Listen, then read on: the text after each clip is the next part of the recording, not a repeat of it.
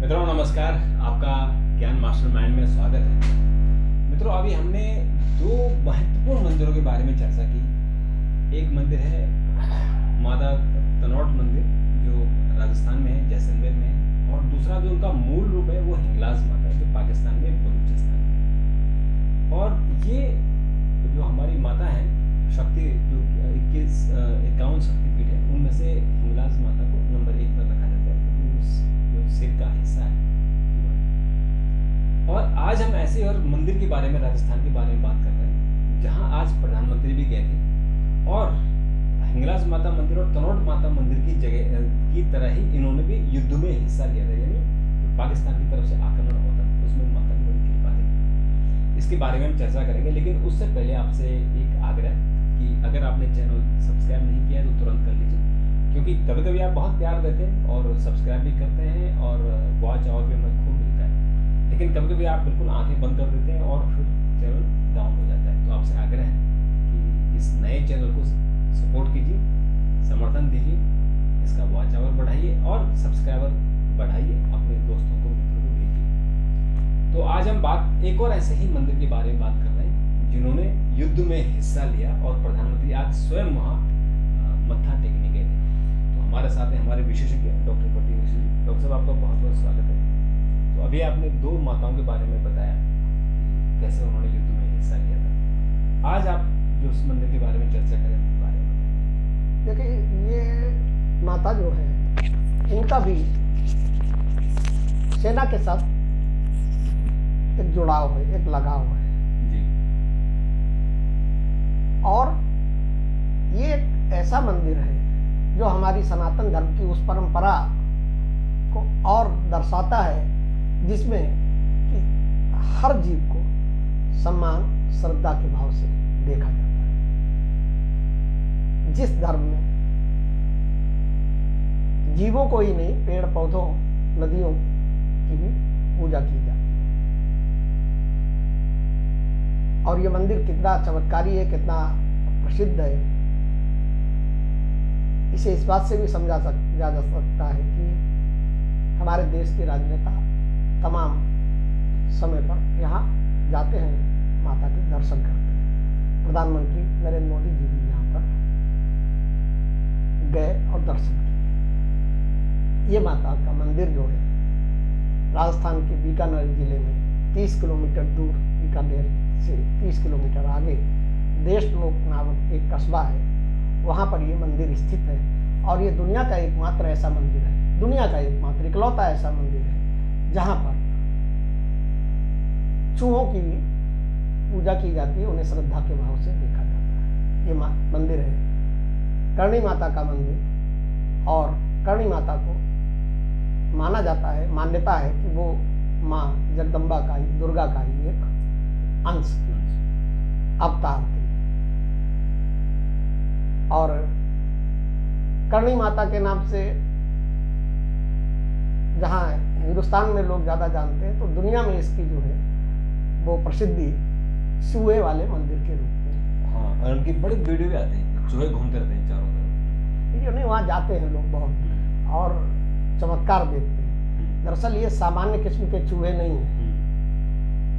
ये चूहे जो है माना जाता है कि ये माता करणी माता के जो है परिवार के लोग हैं, उनके वंश के लोग हैं। उसके पीछे एक कहानी छुपी हुई है। और वो कहानी ये है कि करणी माता को जब उनके परिवार में किसी परिवारी जन की मृत्यु हुई तो उन्होंने यमराज से प्रार्थना की कि उसको जीवित कर दे। तब तक यमराज जो है उस आत्मा का लेखा जोखा करके उसका निर्णय कर चुके थे। क्योंकि लेखा जोखा में उसको चूहा बना दिया गया था, उसको जो दंड मिला था वो चूहे का मिला था। तो यमराज ने कहा कि ठीक है, हम आपकी भक्ति से, आपकी तपस्या से प्रसन्न हैं और हम इसको वापस कर देते हैं, लेकिन ये चूहे के रूप में आएगा। और तब से ये परंपरा चली आ रही कि करणी माता के वंश के परिवार के जो भी लोग हैं जिनकी भी मृत्यु होती है वो सब चूहे बन आते हैं। दरअसल करणी माता एक चारण परिवार की एक महिला थी। उनका जन्म हुआ, जन्म के बाद उनकी शादी हुई और शादी होने के बाद उनको बैरागी की तरफ चली गई और उन्होंने कठोर तपस्या की। कठोर तपस्या करने के बाद उनके पास तमाम दैवी और चमत्कारिक शक्तियां आ गई और उन चमत्कारिक शक्तियों की वजह से बाद में उनको करणी माता का नाम दिया। करणी माता 151 साल तक जीवित रही। अब चूहों वाले इस मंदिर की सबसे बड़ी विशेषता, जहां इसके चूहे हैं वहीं युद्ध से, जो आपने कहा कि युद्ध से इसका क्या जुड़ाव है, चूंकि ये बॉर्डर पे ही है, बीकानेर से आगे ये जो देशलोक कस्बा है वो बॉर्डर से लगा हुआ है। तो जब भी हमारी सेना के या आर्मी के जवान पोस्टिंग पर वहां जाते हैं, फ्रंट लाइन पे जाते हैं, फॉरवर्ड लाइन पे जाते हैं, तो उससे पहले शायद ही कोई ऐसा जवान होगा या कोई अधिकारी सेना का होगा जो इन माता का आशीर्वाद लेकर नहीं जाता है। और ऐसा माना जाता है, सेना के अंदर एक बड़ा अगाध विश्वास है इन माता को लेकर। ऐसा सैनिकों का मानना है, उनकी इतनी अगाध श्रद्धा है, इतना विश्वास है इन माता के ऊपर कि अगर वो जाएंगे तो न केवल विजय श्री प्राप्त करके लौटेंगे, वरन ये भी है कि जब जवान सेना में जब फॉरवर्ड लाइन पे जाता है, फ्रंट लाइन पे जाता है, तो ये पता नहीं होता कि दुश्मन की गोली से वो बचेगा या नहीं बचेगा। लेकिन इन लोगों की श्रद्धा ये रहती है कि माता का आशीर्वाद हमारे और ताकत हमारे साथ रहती है और हम जो है जिस तरीके से दर्शन करके जाते हैं उसी तरीके से जब वो जीत के आते हैं या वहाँ दुश्मन को नाकाम करके आते हैं सेना को, और सेना वो पाकिस्तान की है, लेकिन आपको पता है, तो वहाँ से ये भी नियम है कि जाते समय दर्शन करेंगे और उसके बाद जब वहाँ से जीत के आएंगे या नाकाम उनकी प्रयासों को, उनकी साजिश को, उनके हमलों को, तो वो वापस आकर फिर प्रणाम करके माता के दरबार में मत्था टेक के जाते हैं। इस मंदिर का निर्माण बीकानेर रियासत के महाराजा गंगा सिंह ने करवाया जाता था और मंदिर जो है वो संगमरमर से बना हुआ है, बड़ा भव्य मंदिर है। अब आते हैं इसकी जो सबसे बड़ी जो विशेषता है, वो विशेषता इसमें पाए जाने वाले चूहे। और इस मंदिर के अंदर 25,000 के आसपास चूहे हैं। हम आप चूहे बोलते हैं, लेकिन भक्त और श्रद्धालु और उनको वहां मंदिर कैंपस में उनको जो है कावा बोला जाता है। कावा। हाँ। अब देखिए, ये आश्चर्य की बात है और ये रहस्य की भी बात है कि जिन चूहों को हम लोग घर में भगाने के लिए तमाम प्रयास करते हैं, उनको तमाम दवा डालते हैं, तमाम देसी विदेशी अंग्रेजी सारे टोटके अपनाते हैं और उनको बाहर भगाते हैं, उन्हीं चूहों को इस मंदिर में श्रद्धा के भाव से देखा जाता है और माता का भक्त माना जाता है। और प्रसाद वगैरह अरे वो बताऊंगा मैं आपको, यही तो रहस्य नहीं है। और देखिए, रहस्य इसलिए है कि दुनिया को पता है कि चूहों से गंदगी फैलती है, चूहे घर के सामान को नष्ट करते हैं और चूहे से बीमारियां, संक्रामक रोग, संक्रामक प्लेग वगैरह जैसे सारी चीजें। लेकिन आपको विश्वास नहीं होगा और विज्ञान भी इस चीज का अभी तक जवाब नहीं ढूंढ पाया है कि 25,000 चूहे जहां रहते हैं वहां पर जो है कभी भी कोई संक्रामक रोग नहीं फैला और उस तरह से गंदगी भी नहीं होती और कभी संक्रामक रोग नहीं फैला। और एक और रहस्य है कि मंदिर के कैंपस में ही तमाम शिकारी पक्षी भी आते जाते हैं। राजस्थान का एरिया, रेगिस्तान का एरिया, बाज वगैरह बहुत रहते हैं, बिल्लियां भी घूमती रहती हैं, लेकिन कभी कोई बिल्ली या कोई बाज जो है इन चूहों का शिकार नहीं अटैक नहीं किया। तो ये इसको माना जाता है कि ये माता की सारी शक्ति है। और अब हम आमतौर पर आप देखते हैं कि अगर घर के अंदर किसी बर्तन में चूहा चला जाए या किसी चीज को जूठा कर दे तो उस सारे सामान को फेंक दिया जाता है और बर्तन को कम से कम 10 बार 15 बार धोया जाता है। बिल्कुल। और बहुत सी जगह तो ये स्थिति है कि अगर बर्तन में चूहा हुआ चला गया तो उस बर्तन को ही फेंक देते। बिल्कुल सही। अब यहाँ देखिए, ये आश्चर्यजनक है और यहाँ का रहस्य यही है कि यहाँ जो प्रसाद जो चढ़ाया जाता है वो सबसे पहले चूहों को चढ़ाया जाता है और चूहों का जूठा प्रसाद वो जब खा लेते हैं उसी प्रसाद को भक्त ग्रहण करते हैं।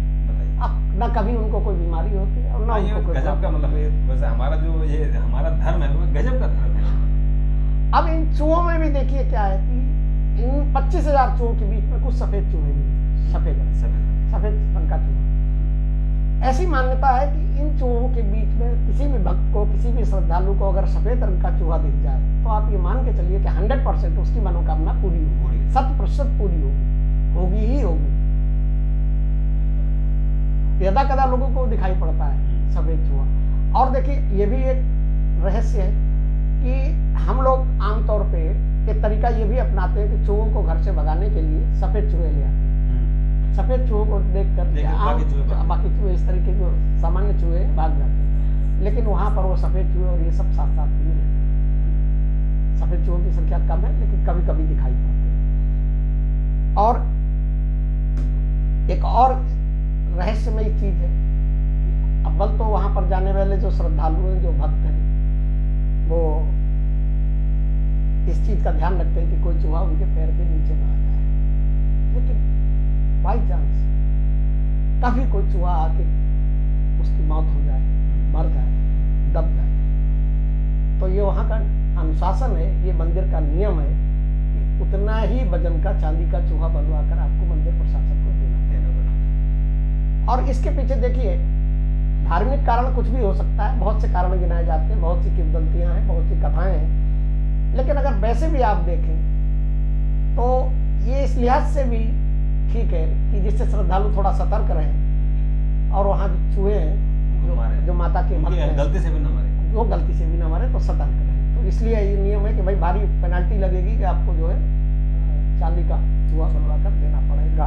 तो चूहे यहाँ खुलेआम घूमते हैं, चारों तरफ चूहों का साम्राज्य। और मजे की बात यह है कि जो आप पहली बार जाएंगे तो आप डर जाएंगे, आपको डर लगेगा। हाँ, इतने सारे चूहे एक साथ चूहे आपके पैर पे चढ़ जाएंगे, इधर उधर चढ़ जाएंगे। तो एक चूहा देख के लोग, आजकल के बच्चे तो चूहे देख के, काकरोच देख के घर से भागते हैं, कमरे में नहीं जाते। तो यहाँ पर तो चूहों का साम्राज्य है, 25,000 चूहों का मतलब आप समझिए बहुत। हालांकि मंदिर कैंपस बहुत बड़ा है। और लेकिन अगर जब आप जाएंगे तो यहाँ का चूहा जो है किसी को कोई नुकसान नहीं पहुंचाता। वो आपके पास में आएगा तो कुछ खाने के चक्कर में कि ये प्रसाद चढ़ाते हैं, कोई मतलब ऐसा नहीं कि आपको काट खाए। अमूमन घरों में चूहे कभी कभी आप सोते हैं तो हाथ में उंगली में काट खाता है, उंगली काट देते हैं। यहाँ का चूहे ना कभी किसी को कोई काटता कूटता नहीं। और देखिए इसलिए इनको भक्त माना जाता है कि ये प्रतिदिन का एक नजारा है। सुबह और शाम की आरती के समय सारे चूहे जो बिलें वहां बनी हुई है उनसे बाहर निकलकर गर्भगृह में आ जाते हैं। उस समय का नजारा देखने लायक होता है, मतलब वो माता की आरती में शामिल होते हैं। प्रतिदिन का ये नियम है और ये नजारा कोई भी देख सकता है। ये देखिए कितना ये चमत्कारी है, कितना आश्चर्य है, कितना और मतलब कितनी रहस्य है। और इसीलिए लोगों की श्रद्धा जो है और ज्यादा है कि इस तरीके की चीजें अगर वहां पर हैं तो इसमें कोई ना कोई माता की शक्ति है। आप देखिए जहाँ 25,000 चूहे रहते हैं, न चूहों को कभी कोई बीमारी हुई, ठीक है, ना ही चूहों की वजह से श्रद्धालुओं को कोई बीमारी हुई। एक दो चूहा भी घर पे होता है तो आपको दुर्गंध नजर आने लगता है, हंगामा हो जाता है लोग। यहाँ कोई दुर्गंध आपको नजर नहीं आएगी, कोई संक्रमण नहीं फैलेगा, कोई श्रद्धालु बीमार नहीं पड़ेगा। तो ये माना जाता है कि ये सब माता का चमत्कार है, उनका आशीर्वाद है। और उस आशीर्वाद के पीछे जो है करणी माता का वही जो उन्होंने ताकत थी जो उनकी, जो उन्होंने अपने परिवारीजन को वापस लिया था यमराज से। तब से ये परंपरा चली आ रही कि उनके वंशज में कोई भी अगर बनता है तो वो चूहे के रूप में वो यमराज के यहाँ से वापस लौट आता है। मतलब आगे उसको कोई नरक या कोई इस तरीके की चीज नहीं करनी पड़ती।